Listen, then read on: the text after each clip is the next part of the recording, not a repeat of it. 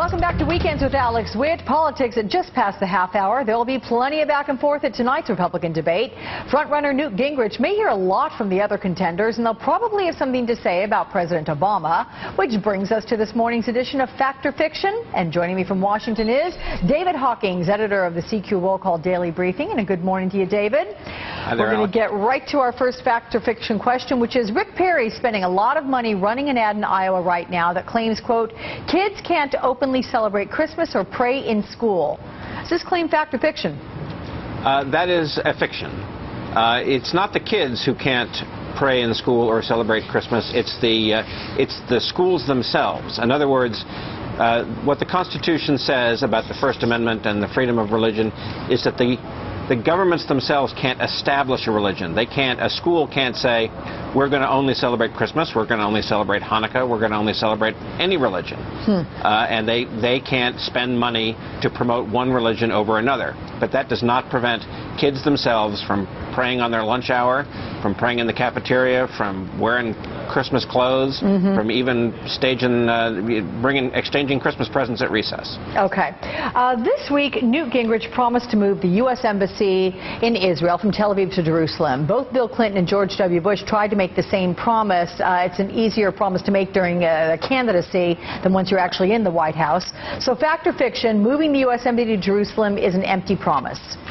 Well, yeah, that seems to be a fact. It certainly, as you just said, has proved to be an empty promise in the past. The topic of Jerusalem is at the heart of among the things that the Palestinians and the Israelis have been talking about for years. Ultimately, the United States policy has been that it should be left to those two sides to negotiate on their own, and for the United States to essentially move its embassy from Tel Aviv to Jerusalem would sort of upset that apple cart entirely. It would be very dangerous politics.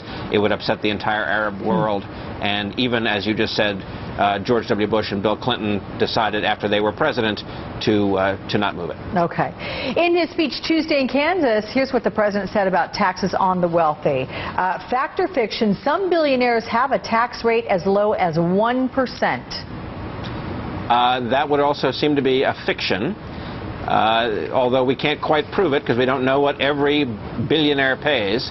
There are only about 400 billionaires in the United States, and the IRS has actually revealed to people who've tried to drill down on this that there are about 30 of them who pay less than 10% as an effective tax rate. Obviously, they're all taxed at a higher rate, but as you and I have discussed on the air in the past, they have shelters, they have loopholes, they have ways of diverting their income, they have good lobbyists who get them little ways out of this.